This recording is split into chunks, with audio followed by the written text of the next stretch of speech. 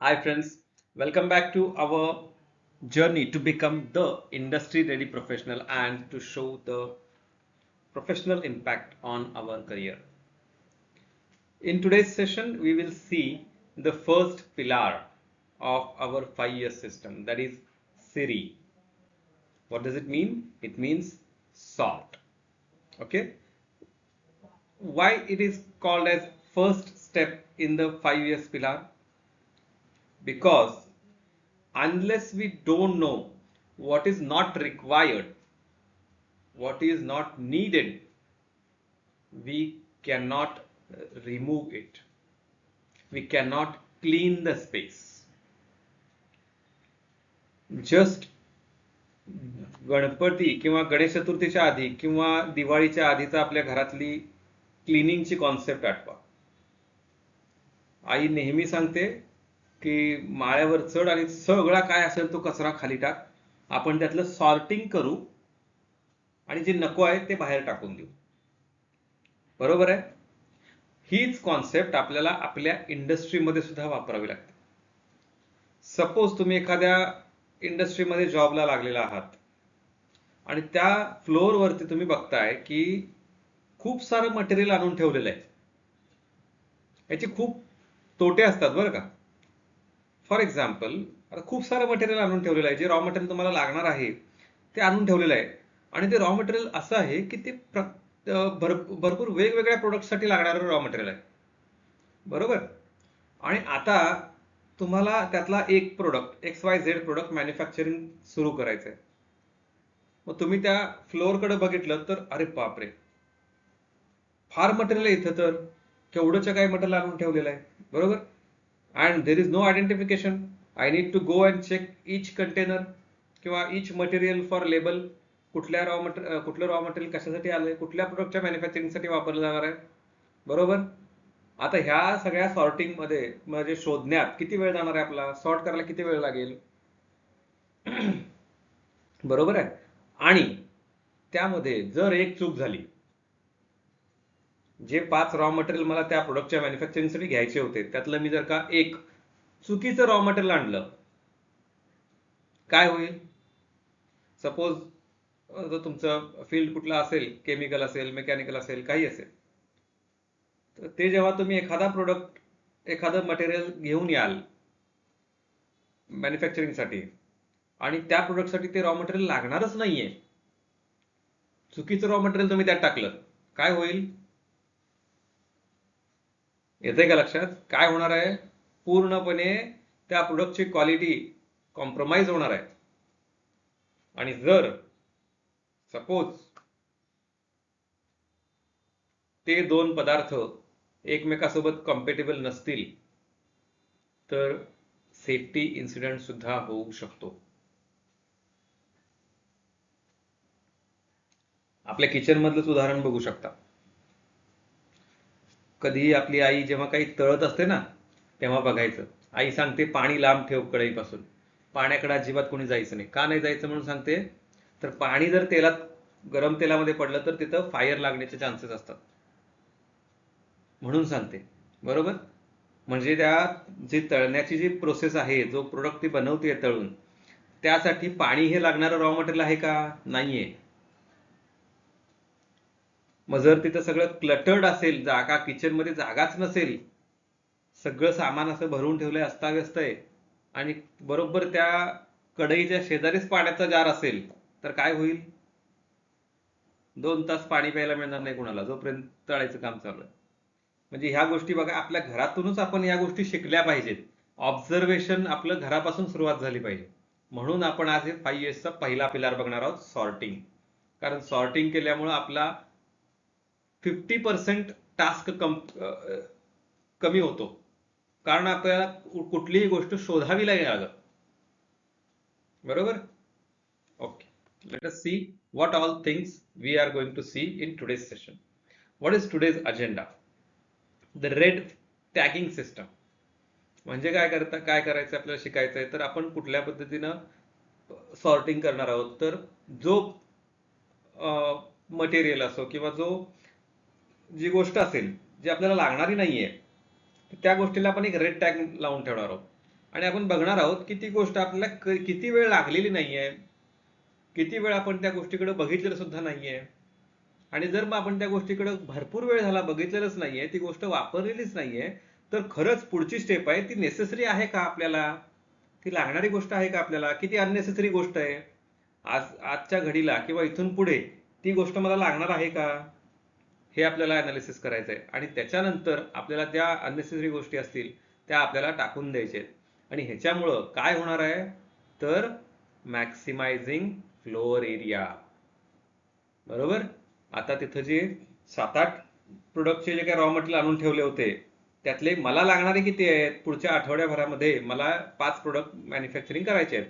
मग मी काय केलं पाहिजे, बाकीचे जे 3 प्रोडक्ट आहेत त्याचे रॉ मटेरियल्स मी दुसरीकडे कुठेतरी ठेवले पाहिजेत. मला लागणारे 5 आहेत तेवढेच ठेवलेत मी.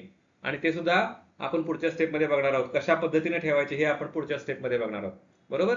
मग हे सॉर्टिंग आपल्याला करता आलं पाहिजे, हे आपण आजच्या सेशनमध्ये बघणार आहोत. Why seiri is the foundation of everything.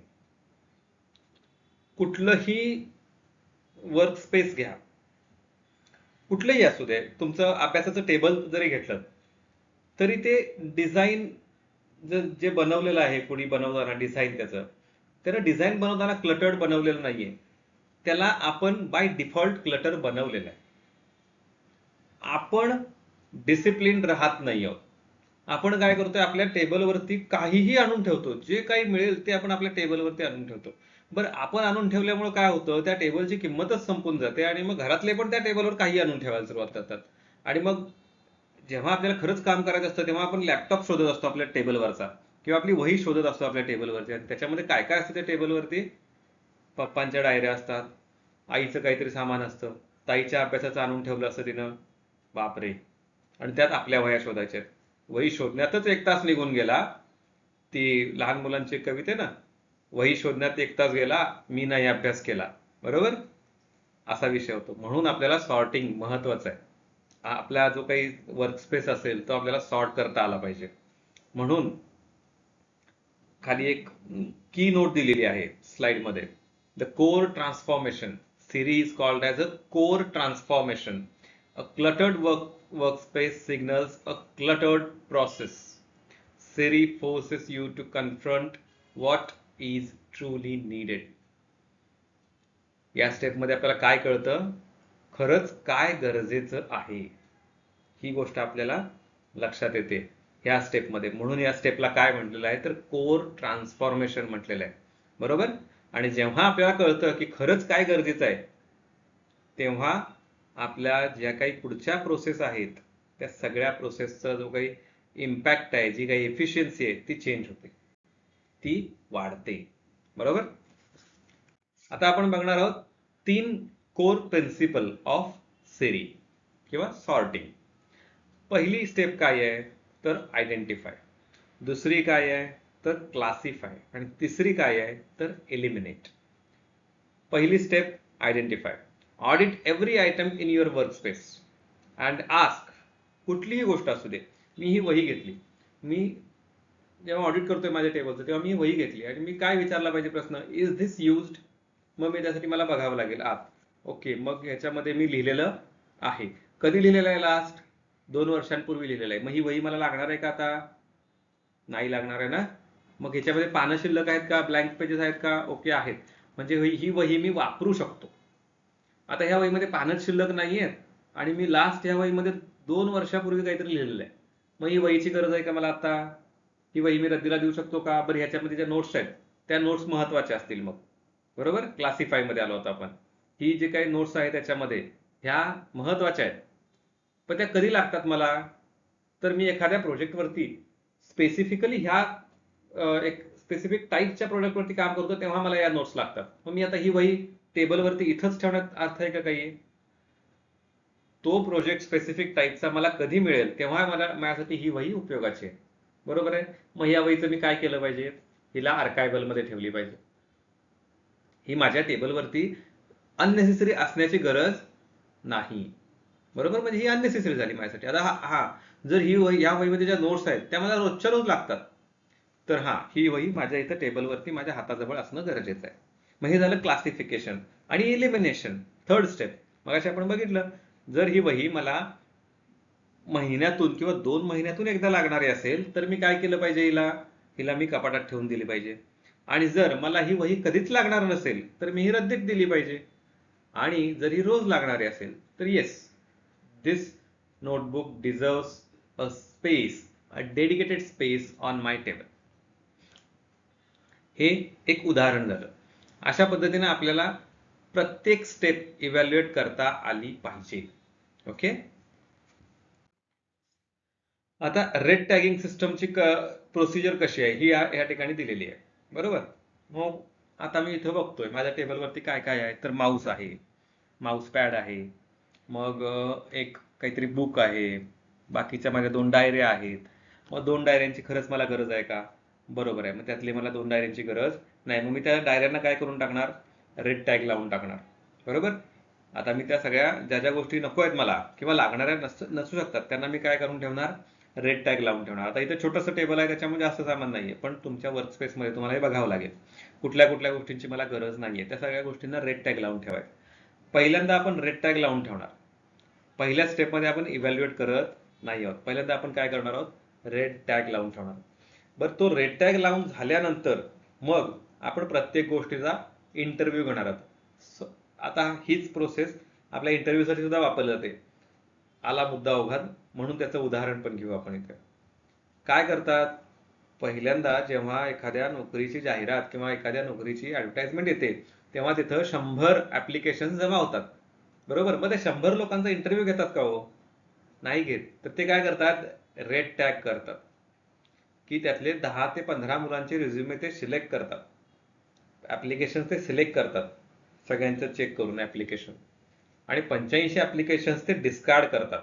जर 100चे 100 आलेत म्हणून सगळ्यांचाच इंटरव्ह्यू घ्यायचा म्हटलं तर शक्य आहे का ही गोष्ट, आहेतच वॅकन्सी 5, त्यात 100 ऍप्लिकेशन जर काही इंटरव्ह्यू घ्यायचे म्हटलं तर पॉसिबल नाहीये. म्हणून ते काय करतात, सॉर्टिंग करतात. सॉर्टिंग म्हणजे काय, 85 ऍप्लिकेशन्स रद्द, फक्त 15 ऍप्लिकेशन्स ते आपल्या टेबल समोर ठेवतात आणि मग त्या 15 मुलांना ते इंटरव्ह्यूसाठी बोलवतात. त्याच प्रकारे आपण काय करायचं, जे काही आपल्या वर्कस्पेसमध्ये जे काही आपल्याला गोष्टी दिसत आहेत त्या सगळ्या गोष्टींना रेड टॅग करायचे. सगळ्या म्हणजे ज्या गोष्टी आपल्याला वाटतायत की या गोष्टींचं इव्हॅल्युएशन गरजेचं आहे. नाहीतर उद्या उठून कम्प्युटरलाच रेड टॅग लावून ठेवाल, खरंच लागतो का म्हणून विचारायला. कम्प्युटर रोज लागतो ना, त्याच्यामुळे त्याला रेड टॅग लावू शकत नाही आपण, बरोबर. मग आपल्याला हे पण बघावं लागेल की रेड टॅग आपण कशाला लावणार आहोत. मग आपण पुढची स्टेप आहे इव्हॅल्युएशन. इव्हॅल्युएट म्हणजे काय, मग असे आपण बघितलं तर त्या गोष्टीचा लास्ट मी कधी वापर केला होता, बरं मी लास्ट 2 वर्षापूर्वी का 3 वर्षापूर्वी वापरलेली असेल, पण आज मला ती गोष्ट रेफर करावी लागतीये का, ती गोष्ट मला रोज लागणारी आहे का इथून पुढे, ह्या गोष्टींचे प्रश्न विचारता आले पाहिजे, बरोबर. आणि मग तिसरी स्टेप आहे ती आहे डिसिजन. एक तर ती आर्कायव्हल मध्ये जाऊ शकते, म्हणजे एखाद्या स्टोरेज ठिकाणी जाऊ शकते. दुसरी गोष्ट ती आपल्या जागेवरती जिथनं आपण तिला रेड टॅग लावलेला आहे ती तिथंच राहू शकते, किंवा तिसरी गोष्ट ती गोष्ट एलिमिनेट होऊ शकते किंवा डिस्कार्ड होऊ शकते. आता ही डिसिजन झाला. आता डिसिजन घेण्यापुरतं मर्यादित आहे का सिरी ही स्टेप, तर अजिबात नाहीये. या ठिकाणी आपल्याला ऍक्शन सुद्धा करावी लागणार आहे. हा डिसिजन झालेला आहे की ही गोष्ट 1 नंबरची गोष्ट एलिमिनेट करायची आहे, 2 नंबरची गोष्ट आर्कायव्हल मध्ये ठेवायची आणि 3 नंबरची गोष्ट मला माझ्या टेबलवरती हवीच आहे कंपल्सरी. आता हे 3 डिसिजन झाले, पण या डिसिजन नंतर याच्यावरती ऍक्शन सुद्धा घेता आली पाहिजे. नाही तर फक्त प्रोसेस आपण इम्प्लिमेंट केली पूर्णपणे 100% असं म्हणता येणार नाही आणि त्याचा काही फायदा सुद्धा होणार नाही. म्हणून आपण काय दिलंय, खाली एक स्टेटमेंट पण दिलेलं आहे बघा, the red tag is not a punishment, it is a conversation starter. बघितलं का आपण मग अशी इंटरव्ह्यूचं जे उदाहरण बघितलं, जे 15 मुलं रेड टॅग करून आपण साईडला काढली, 85 मुलं आपण बाहेर काढलेली आहेत, पण 15 जी काय आलेत साईडला त्यांच्यासोबत आपण काय करतोय, कन्व्हर्सेशन करतोय, इंटरव्ह्यू घेतोय आणि मग त्यातले आपण सिलेक्ट करतोय 5 जण आणि बाकीच्यांना आपण पुढच्या राऊंडला सांगू किंवा त्यांना आपण रिजेक्ट करू, बरोबर.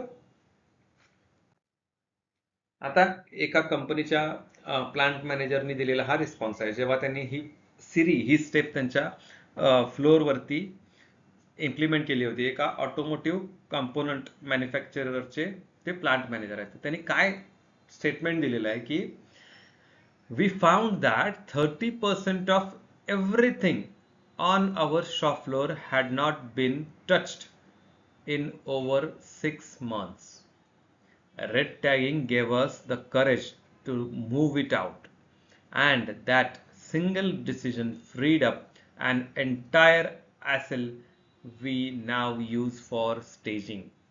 म्हणजे त्यांनी जेव्हा त्यांच्या फ्लोअरवरती जो मॅन्युफॅक्चरिंगचा फ्लोअर आहे तिथे तेव्हा त्यांनी रेड टॅगिंग केलं, तेव्हा त्यांच्या असं लक्षात आलं की ज्या 100 गोष्टी तिथे आहेत त्यातल्या 30 गोष्टी ह्या त्या पूर्ण टीमनं गेल्या 6 महिन्यात वापरलेल्याच नाहीयेत. आणि म्हणून त्यांनी काय केलं, त्याचं अनालिसिस झाल्यानंतर त्या 30 गोष्टी त्यांनी त्या फ्लोअरवरून हटवून टाकल्या. आणि तिथून हटवल्यानंतर आता त्यांच्याकडं एक्स्ट्रा स्पेस, आता एक्स्ट्रा स्पेस म्हणलं पाहिजे ना याला, कारण ऑलरेडी तो ऑक्युपाईड होता आणि विनाकारण ऑक्युपाईड होता, तो रिकामा झाला, तो आता वापरात यायला लागला, बरोबर. आणि त्याच्यामुळं त्यांना जे काही नवीन मटेरियल किंवा नवीन मशिनरी येणार होत्या त्यासाठी त्यांना जागा रिकामीसाठी, हे महत्वाचं जे काही आउटपुट आहे त्यांना सेरी ही एक स्टेप तिथं इम्प्लिमेंट केल्यामुळे मिळाली. म्हणून इथं आपल्याला दिलेलं आहे statistics. This is not an isolated result across industries from pharmaceuticals to IT server rooms to retail back of house. Seri consistently delivers 20 to 40% reduction in floor space usage within the first implementation cycle. म्हणजे first time जेव्हा आपण हे implement करतो तेव्हाच आपल्याला 20 ते 40% जागा रिकामी मिळून जाते. म्हणून आपल्याला ही स्टेप, मगाशी आपण कोर ट्रान्सफॉर्मेशन म्हटलं, ह्या स्टेपला 5 years मधली ही पहिली स्टेप जिला आपण कोर ट्रान्सफॉर्मेशन म्हटलं, कारण 20 ते 40% reduction in floor space usage आपल्याला मिळालेलं आहे, बरोबर. आता हे जे आतापर्यंत आपण घेतलं, जे काही नॉलेज घेतलं ह्या सेशन मध्ये, मगाशी आपण जी सायकल बघितली, जी मगापासून आपण जी सायकल बघितली आपण, तर त्या सायकलमध्ये कसं होतं, डिसिजन झाल्यानंतर शेवटी एक ऍक्ट नावाची स्टेप दिली होती, बरोबर. तीच ही स्टेप आहे आपल्या या सेशनसाठी. मगाचपासून आपण खूप सगळं नॉलेज ऐकलं, पण आता ऐकल्यानंतर ऍक्शन घेणं महत्वाचं आहे, कारण फक्त ऐकून उपयोग नाहीये. ऐकून सगळ्या गोष्टी जर फक्त आपल्या ब्रेनमध्ये स्टोअर करत गेलो तर त्याचा काहीच उपयोग होणार नाही, आपल्याला त्या ऍक्शन मध्ये आणाव्या लागतील. म्हणून he your quick win action तुमच्यासाठी. इन्स्ट्रक्शन्स ऐकून झाल्यानंतर व्हिडिओ पॉज करायचा आहे आणि ही ऍक्शन इम्प्लिमेंट करायची. काय आहे तर आजचा quick win task, pick one zone, choose a single work area, your desk, a tool cabinet or a storage shelf or a production station. Keep it small enough to complete in 30 minutes. म्हणजे आपल्याला छोटासा area बघायचा, जास्त मोठा आपल्याला नाही घ्यायचा area. Apply 5 red tags, फक्त 5च रेड टॅग घ्यायचे आणि फक्त 5च गोष्टी आपल्याला शोधून काढायचे. Okay. Identify at least 5 items you are unsure about. Tag them physically or on paper and write the date, your name and the reason for the tag. And last step is document it. Take a before photo. This is your baseline. You will need it to measure your progress and to show your team what change looks like in practice. पहिल्यांदा आपण बिफोरचा photo काढून ठेवायचा आपलं tagging झाल्यानंतर, आणि त्याच्यानंतर आपण त्या सगळ्या गोष्टींचं पुढच्या स्टेप्स ज्या काही 5 yearsच्या आहेत त्या सगळ्या वापरून आपल्याला त्या ठिकाणी 5 years इम्प्लिमेंट करायचं आहे. आणि त्याच्यानंतर सगळ्यात शेवटी आपण अजून एक फोटो काढायचा, जेणेकरून आपण मेजर करू शकू की पहिल्यांदा आपला जो झोन आपण सिलेक्ट केला तो कसा होता आणि आता हा झोन कशा पद्धतीने दिसतोय. ओके. होमवर्क असाइनमेंट्स काय काय आहेत तुमच्या? Conduct a full red tag event. Apply red tags to all questionable items in your chosen zone. मगाशी आपण 5 बघितल्या, आता आपल्याला पूर्ण जे काही आपण झोन सिलेक्ट केलाय त्या झोन मध्ये कम्प्लीट फुल रेड टॅग इव्हेंट आपल्याला कंडक्ट करायचा आहे. Create a red tag log, एक लॉगबुक तयार करायचं आहे. एक्झिक्यूट ऑल डिस्पोजिशन डिसिजन्स, म्हणजे आपल्याला कुठल्याही गोष्टी टाकून द्यायच्या असतील किंवा रिलोकेट करायचे असतील किंवा आर्कायवल मध्ये ठेवायचे असतील तर त्याचे आपल्याला एक डिसिजन्स घ्यायचे आहेत. Measure your floor space gain. आता हे सगळं काढून झाल्यानंतर रिलोकेट म्हणा किंवा रिमूव्ह किंवा डिस्पोज हे सगळं करून झाल्यानंतर आपल्याला किती स्पेस वापरायला मिळाला हे आपल्याला बघायचं आहे. राईट अ 1 पॅराग्राफ रिफ्लेक्शन. जे काही तुम्ही ही ऍक्टिव्हिटी इम्प्लिमेंट केलेली आहे तर ती इम्प्लिमेंट झाल्यानंतर तुम्हाला एक जो काही तुमचा एक्सपिरियन्स असेल तो तुम्हाला एक 1 पॅराग्राफमध्ये लिहायचा आहे. Daily reflection, 3 things to carry forward. पहिली कुठली गोष्ट आपण आज टेक अवे करणार आहोत तर clutter is a decision deferred. Every unnecessary item in your workspace represents a decision that was never made. बरोबर. प्रत्येक वेळेला त्या गोष्टीकडं एखादी गोष्ट वापरलीच नाहीये कित्येक वर्ष तर ती गोष्ट तिथे ठेवून उपयोग आहे का?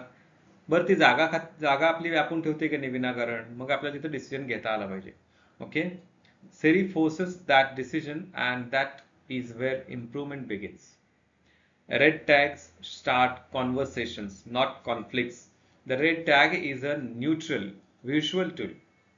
रेड टॅग म्हणजे फक्त आपण त्याला टॅगिंग करतोय. रेड टॅग आपण का म्हणतोय की जरा रेड दिसलं तर आपल्याला लगेच आयडेंटिफाय होतं म्हणून रेड टॅग म्हटलंय. बाकी त्याच्यामध्ये काही ती गोष्ट वाईट आहे अशातला भाग नाहीये. ओके. कॉन्फ्लिक्ट तिथं काही नाहीये. तिथं आपण कॉन्व्हर्सेशन करतोय. त्या वस्तूसोबत आपण कॉन्व्हर्सेशन सुरू करतोय की बाबा तुला मी कधी वापरले लास्ट टाइम, या वहीला विचारावं लागेल ना. इथे मला ओपन करून बघावं लागेल कधी वापरली मेल वही लास्ट टाइम. बरोबर. मग ह्याच्यामध्ये जो काही डेटा आहे तो मला किती उपयोगाचा आहे, तू मला काय काय नॉलेज देऊ शकणार आहेस, तू मला रोज लागणार आहेस का, हे कॉन्व्हर्सेशन आपण सुरू करतोय. म्हणून आपण रेड टॅगिंगला कॉन्व्हर्सेशनचं सुरुवात म्हणतोय, कॉन्फ्लिक्ट म्हणत नाही आहोत. Space is a resource, treat it like one. आता कुठलीही जागा असू द्यात, जर ती जागा अननेसेसरी गोष्टींनी भरलेली असेल तर त्या जागेचा आपण वापर नाही करू शकत आणि नवीन गोष्टी आपण त्या ठिकाणी आणू शकत नाही. म्हणून आपल्याला जागा ही फार महत्वाची गोष्ट असते. ओके. नवीन गोष्टी असतील, नवीन मशिनरी असेल, पण नवीन मशिनरी जेव्हा आणायचा विचार येईल तेव्हा आपण काय म्हणणार की माझ्या ऑफिसमध्ये जागाच नाहीये. सपोज ऑफिसमध्ये काम करतोय, नवीन प्रिंटर घ्यायचा आहे, पण एवढं क्लटर्ड ऑफिस आहे की प्रिंटर घ्यायला जागाच नाहीये. बरोबर. प्रिंटर ठेवायलाच जागा नाहीये माझ्याकडे असं म्हटलं तर चालेल का? कुठेतरी जागा करावी लागेल ना. मग ती जागा करण्यासाठी मला डिसिजन घ्यावा लागेल की ही गोष्ट ह्या ठिकाणावरून काढून टाक, मला नको आहे ती गोष्ट. हे करता आलं पाहिजे. म्हणून आपल्याला ही स्टेप कशासाठी काय म्हटलेलं आहे, कोर ट्रान्सफॉर्मेशन स्टेप म्हटलेलं आहे. Remember, seiri is not a one time event. हे एक दिवस करायचं काम नव्हे. सिरी ही स्टेप आपल्याला कंटिन्युअसली आपल्या माइंडसेटमध्ये ठेवावी लागेल. प्रत्येक वेळेला कुठलीही गोष्ट चालता चालता सुद्धा आपण आपल्या घरातनं बघता आलं पाहिजे आपल्याला की अरे ही गोष्ट इथं कशी काय आली, मग ही गोष्ट खरंच लागणारी आहे का, नसेल लागणार तर हिला माळ्यावर ठेवूयात का, बरं माळ्यावर ठेवून सुद्धा ही पुन्हा लागणारच नसेल तरी कचऱ्यात जाऊ दे का. हे आपल्याला कंटिन्युअसली आपल्याला माइंडसेटमध्ये, आपल्या माइंडमध्ये, आपल्या ब्रेनमध्ये विचार करता आला पाहिजे. म्हणजे एकदाच केलं आणि परत सोडून दिलं असा विषय हा नाहीये 5 years सिस्टम मध्ये. Okay. With that saying, thank you so much. Keep building. आज आपण काय म्हणतोय की आपल्याला जागा बिल्ड करायची आहे, कशा पद्धतीची जागा रिकामी करायची आपल्याला, बरोबर ना. म्हणून आपण आज काय म्हणतोय, keep building. You have taken the first step in transformation that will change how you lead, how your team performs and how your organisation operates. Siri is just a beginning. Siri is just a beginning, but a solid, a core transformational beginning. Correct? Okay. Thank you so much.